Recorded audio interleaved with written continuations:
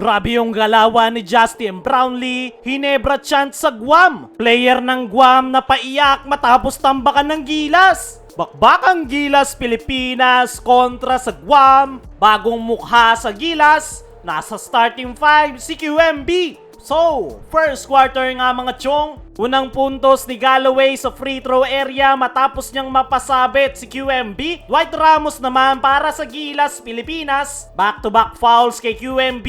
Kaya naman, 5-2 nating run ng Guam from Jericho Cruz. Pero agad naman nakabawi si QMB matapos linisin yung tira ni Scotty. Dominante ng Gilas ang painted area. QMB at Junmar Paardo. Pero etong si Jericho Cruz, pinangunaan ng Guam. Pull-up jumper sabay tikada ng long 3-point shot. Agad rin naman na nakabawi ang Gilas. Ganda ng pagka-tip in ni Papa Dwight sa ilalim. Atake naman sa baseline si Justin Brownlee. Napa-timeout ang Guam. Lamang ng isa ang Gilas Pilipinas. Matapos ang timeout na yan, back-to-back basket ang naitala netong si Justin Brownlee. Pero eto na naman si Jericho Cruz. Another 5 straight points kasama yung long 3-point shot na yan. Kaya natapos ang first quarter. Tabla tayo sa 17. Pagpasok ng second quarter, nagparamdam na ang isa sa main guy ng Guam na si Ty Wesley. Pinaglaruan lang yung depensa ni Edu. Gumana na yung depensa na itong si CJ Perez. Kaya naman agad siyang nakatakbo sa kabilang dulo. Kevin Kiambao naman, kakapasok lang nakakadalaw na agad sa 3-point area. Pero palaging may pansagot ang Guam. Minamasahe ni Wesley ang Gilas sa ilalim.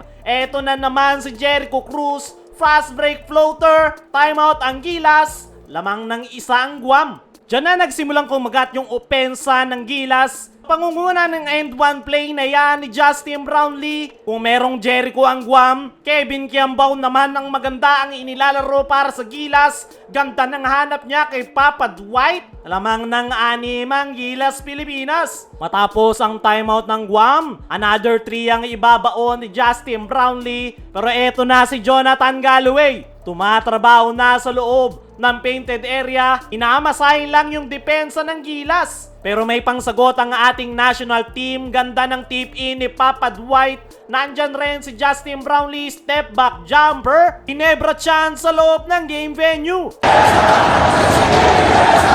At dyan na nga natapos ang first half.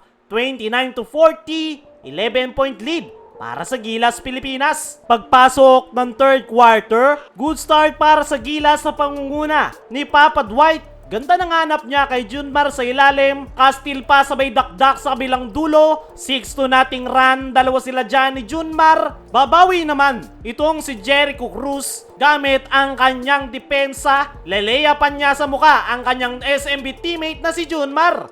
5-minute mark, nagparamdam na yung mga Hinebra boys sa pangunguna ni Justin Brownlee. Kasama niya dyan, etong si Scotty Thompson. Pinoy step, back-to-back fast break. Nandyan rin si Japet Aguilar sa kanyang pull-up jumper. Buhay na buhay ang Hinebra fans sa Guam. Namamagana sa 31-point lead ang Gilas Pilipinas. Dying seconds ay nagbaon pa ng 3-point shot. Ang Guam, 28-point lead para sa Gilas. Pagpasok ng fourth and final quarter, ay Chris Newsome ang unang basket matapos ang kanyang aggressive layup. Ganda pa ng pasa niya sa pagkat ni AJ Edu. Paisa-isa na lang yung puntos ng Guam. Minamasahe ni Wesley ang Gilas. Pero isang puntos ng Guam, doble ang sagot ng ating national team. Kaya naman, Gilas Pilipinas ang kukuha ng panalo.